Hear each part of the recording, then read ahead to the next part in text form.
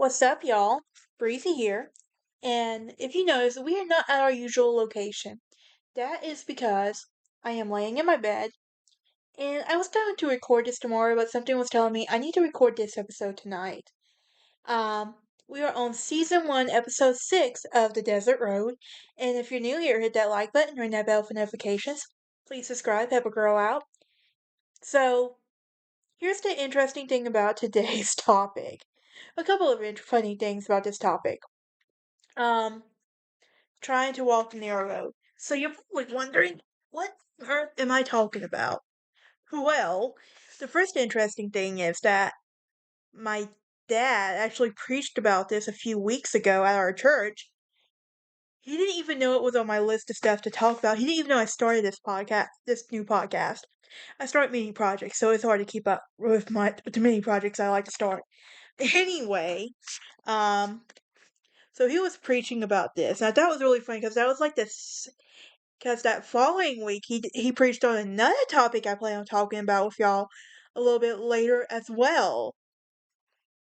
Even though he's not my bio dad, genetics, right, people? But hey, it's been my experience. Chosen family is often the best family. But in the second thing, this was almost the title of this podcast. So when I was trying to figure out, like, do I want to talk about try to figure out, like, what do I want to name this podcast? I want to name it The Narrow Road or The Desert Road. I ultimately went with The Desert Road in general because I felt more drawn to that title. And there's also that song by Casting Crowns, The Desert Road, which please go listen to it. It is amazing. But yeah. But here's the thing. We're going to focus on one particular verse that really, honestly, I think really should go with this episode in general. And we're going to expand it a little bit. So instead of Matthew 7:14, it's going to be Matthew 7:13 through 14. And give me a minute to pull it up on my Bible app. I really do need to get my Bible. I also have a lot of stuff going on, guys, so please be praying for me. It's just been really heavy here a lot lately, and I'm ready to feel lighter again, and I can't do that right now, but I do know that God is with me every step of the way. But Matthew 7:13 through 14. But ye enter through the narrow gate, for wide is the gate, and broad is the road that leads to destruction, and many enter through it. But small is the gate, and narrow the road that leads to life, and only a few find it. And what's so funny is, like, my dad actually talked about alluded this earlier from his sermon from a few weeks ago, part of our Mother's Day special. Mother's Day sermon, which I thought was pretty neat right here. And I know, but this is a Christian podcast, so here we are. Um, but I want you to think about the verses for a second. I want to read that verse again because I want those two verses again because I really feel like we need to enter through the narrow gate. For wide is the gate, and broad is the road that leads to destruction, and many enter through it. But small is the gate, and narrow is the road that leads to life, and only a few find it.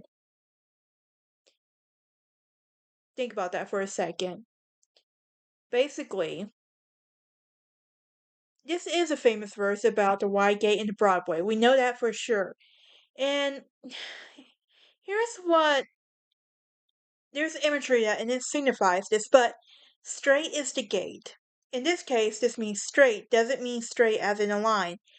This comes from actually the Old English word meaning narrow or cramped. And it suggests that the entry point requires intention and perhaps letting go of baggage. Now, I also want to talk about narrow is the gate, and this is the path that the the path of discipleship that is described as demanding, and it requires us to be focused and discipline, in contrast with the Broadway, where there were no moral or spiritual boundaries. Now, I don't know about y'all, but I have been walking that Broadway for a long time, and I try to walk the narrow way, and I am not a perfect individual. I wish, honestly, I was. And I talk about this a couple of times in the episode. I think it's last episode before this, but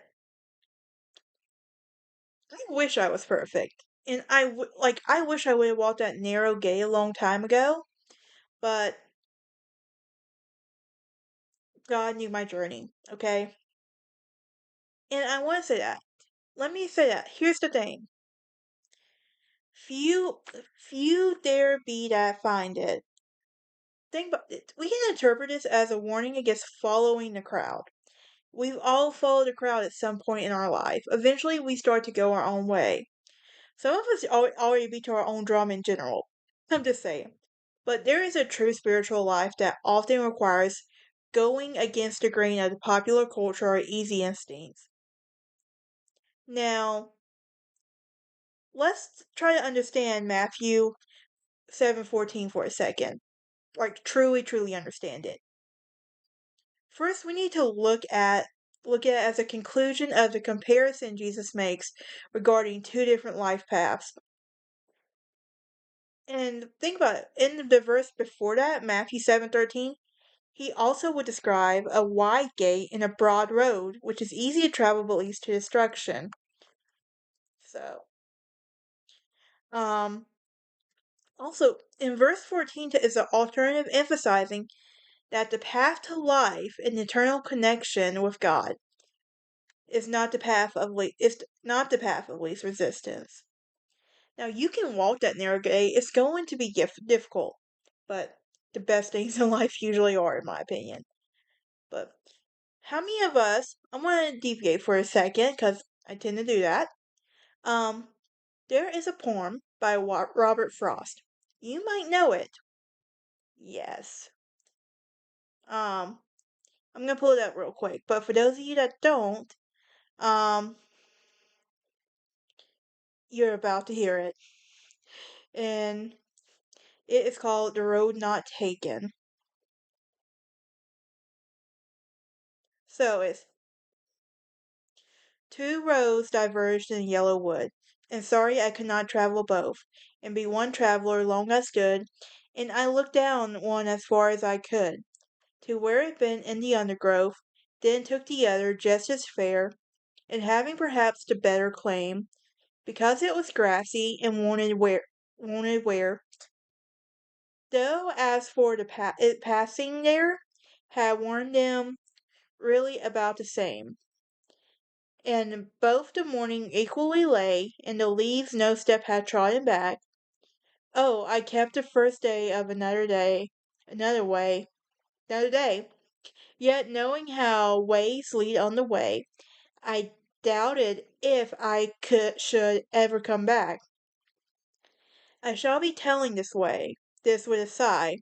Some were ages and ages hence, roads diverged in wood, and I took the road less traveled by, and this has made all the difference. I that was one of my favorite poems growing up. I used to know it word for word. That's the thing. But yeah, my sciences are driving me crazy right now, y'all. It really is. But I want to get back to Matthew 7:14. Now, let's think about the straight versus straight. You're probably wondering, what are you talking about? Well, the straight, Strait, and then there's straight, Straight. Well, that second straight is a line without curves. This straight we're talking about is a narrow passage, kind of like the Straits of Galator. So, so it is also a Greek word for stenos, which literally means narrow, constricted. And it implies that the entrance is small enough that you cannot bring everything with you. Often interpreted as you need to leave behind your pride, self-will, and more worldly attachments. The next thing I really want to focus on is the nature of this path. Now we know the Greek word is narrow or hard in this verse, and this is a very physical word, and it means to press or squeeze or to suffer affliction or tribulation. Jesus isn't saying that the path is hard to find.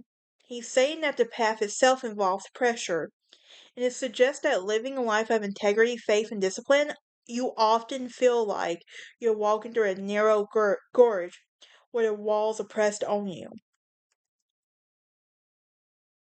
And then there's lastly, I want to say, the few who find it. He's concluding this by saying, few there be that find it. And this is often viewed through two different lenses. Okay, here's the first one, exclusivity, meaning that some see this statement as on the difficulty of salvation, while others see this on the intentionality, where it's the human nature, and most of us prefer the broad road because it requires no thought, no discipline, and allows any behavior. Um Now a narrow way requires searching and intent, and you accidentally end up on the narrow path you have chosen. And you don't accidentally end up on that narrow path you've chosen.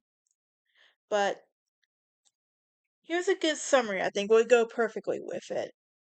Let's talk about the gate for a second. On the Broadway, super wide, it's going to be wide and super easy to enter. Whereas the narrow is going to be fall and straight, and you have to focus, okay? It's going to require a lot of focus. Then there's the road, which is spacious. Rooms are room for many behaviors. Compressed requires discipline. Um, then there's the crowd, where crowd in the Broadway is the fault path, okay? Whereas few the intentional path. Don't know about y'all, but I really want to be walking that narrow way. I really do. Then there's the end, where it's in the Broadway, destruction. In the narrow way, life. So, why is this significant and why should we be talking about it?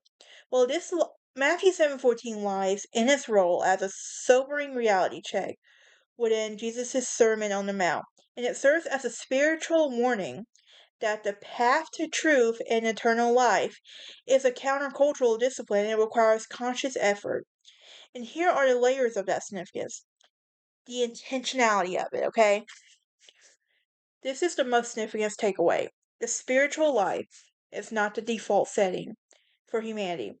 The broad way in verse 13 represents a crowd, cultural norms, and natural impulses, whereas the narrow way in verse 14 requires the finding, and you don't stumble onto it by accident. You must seek it and choose it daily. Then another reason for significance is the redefining the difficult as productive. Now, Jesus is being radically honest right now, okay? He isn't selling us a get rich quick and easy life gospel. He is signaling that the path of integrity, forgiveness, and self-sacrifice is physically and emotionally demanding, yet it is the only one that ends in life. Yes. Then there's also a warning of majoritism. Okay, this suggests that the truth is not a popularity contest. And the few who suggest that these are following a narrow path should expect to feel like outsiders or a minority in society. Then there is the connection to Christ as a gate. Theologically, many scholars connect to this verse, John 10, where Jesus is saying, I am the gate. Enter through me you will be saved. And the significance here is that the narrow way isn't just a set of hard rules to follow. It is a person to follow. The narrowness refers to the exclusivity as a source of life for Christian theology. Okay? Here's the final takeaway I want you to get from this. Um, The significance, transformative. It challenges us to listen to our own life, okay? And it can change us. It's gonna be hard. That's not saying it won't be easy, but it's gonna be one of those things that we have to know. But thank you all for joining me on this episode. You can join me next time as we talk about unanswered voicemails to God. I'll let you try to figure that one out.